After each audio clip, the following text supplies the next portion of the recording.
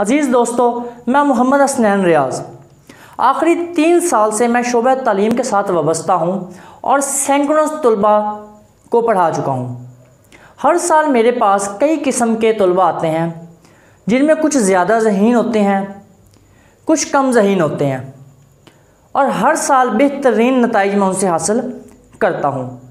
इन तमाम तलबा को पढ़ाने के बाद मेरा अपना भी हर साल तजर्बा है, वो दिन ब दिन बढ़ता जा रहा है। मैंने अपने इन 3 सालों से जो मैंने ऑब्ज़र्व किया बच्चों को, मैंने कामयाब तलबा में जो खसूसियात निकाली, उनका मैंने एक निचोड़ बना लिया, एक निचोड़ निकाल लिया कि जो तलबा अपनी ज़िंदगी में जाकर ज़्यादा कामयाब होते हैं, उनमें कौन सी ऐसी खसूसियात होती हैं जो उनको कामयाब बना देती हैं। यहाँ पर एक बात ज़हन में रखिएगा कि मैं हरगिज़ ये बात नहीं कर रहा कि ज़हीन तलबा, मैंने जो अल्फाज इस्तेमाल किए हैं वो ज़हीन के नहीं हैं, वो कामयाब के हैं।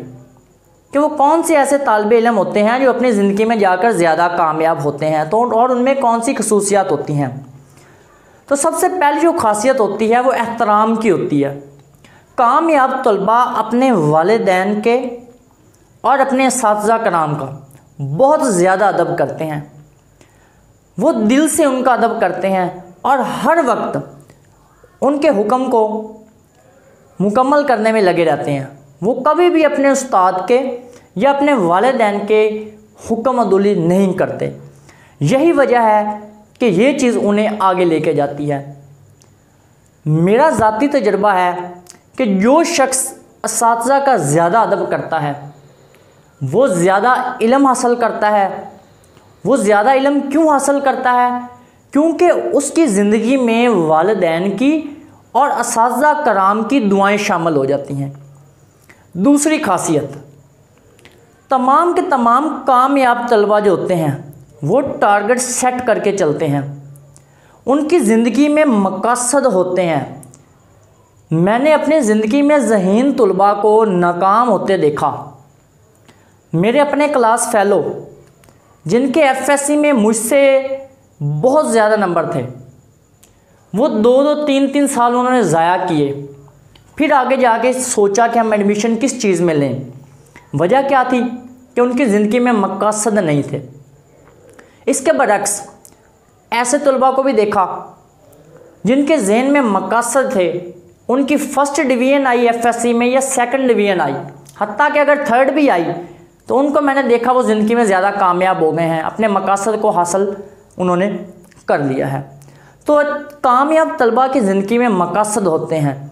इंग्लिश ज़बान में कहते हैं when you don't know what harbour you are making for, no wind is right wind.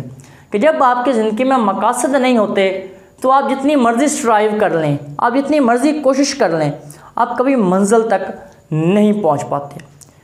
तीसरी जो खासियत होती है कामयाब तलबा की, वो कंसिस्टेंसी होती है। वो लगातार काम करते हैं। ये बहुत अहम चीज़ है।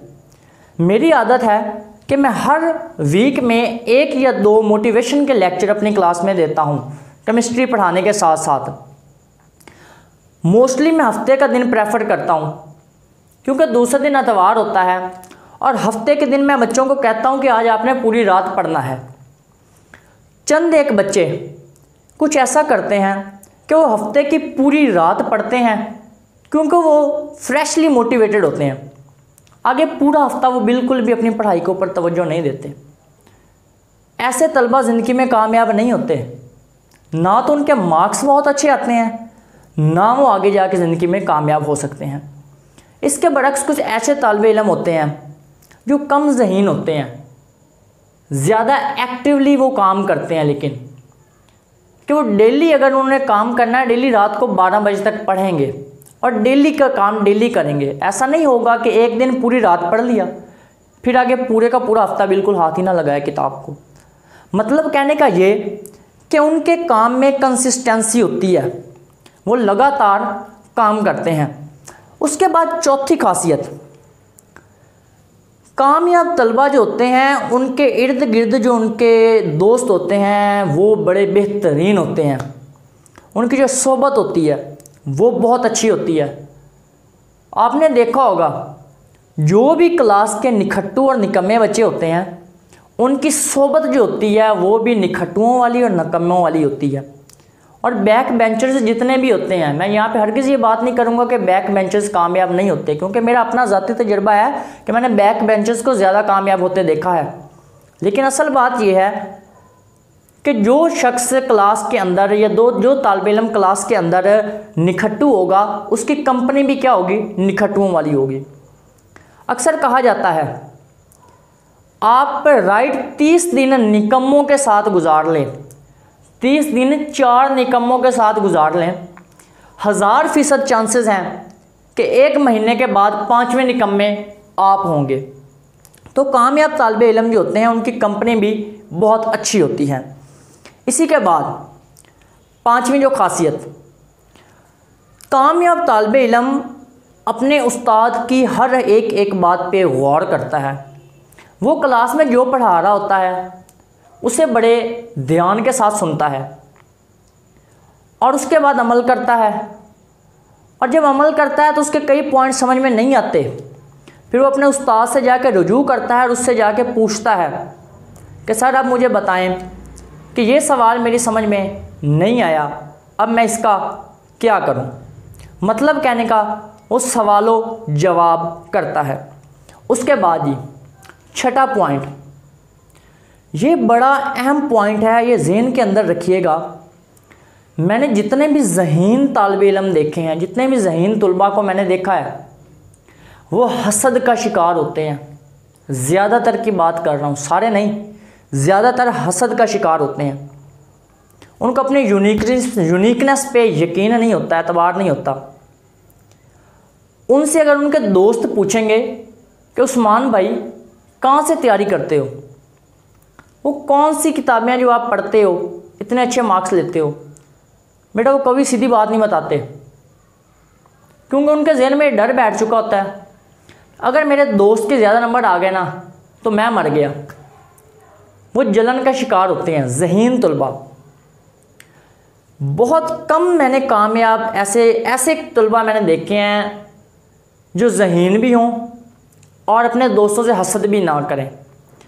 और ऐसे तालिबे इल्म अपनी ज़िंदगी में 100% कामयाब होते हैं। उन्हें अपनी यूनिकनेस पे एतबार होता है, यकीन होता है। उन्हें पता होता है कि मुझे अल्लाह की ज़ात ने अगर पैदा किया है तो वो ख़ास मकसद के लिए पैदा किया है।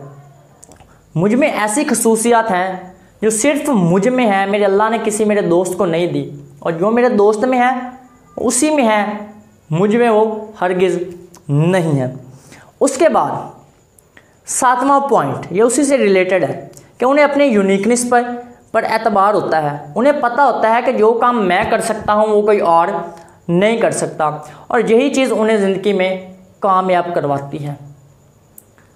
अगला पॉइंट क्या है जी, कामयाब तुलबा जो होते हैं उनका रिलेशन अल्लाह रब्बुल इज़्ज़त की ज़ात के साथ बड़ा स्ट्रॉन्ग होता है। वो 5 वक्त की नमाज अदा करते हैं, कुरान पाक के साथ अटैच रहते हैं।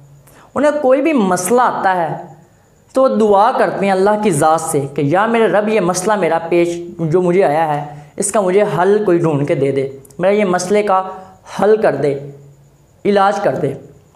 तो अल्लाह की ज़ात पे उनका बड़ा एतबार होता है, और यही चीज़ उन्हें ज़िंदगी में प्रैक्टिकल लाइफ में मैं कह रहा हूँ कामयाब करती है।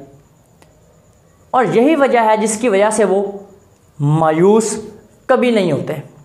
उसके बाद आखिरी पॉइंट जी, आखिरी पॉइंट ये है कि कामयाब तुलबा हमेशा इल्म को फैलाते हैं।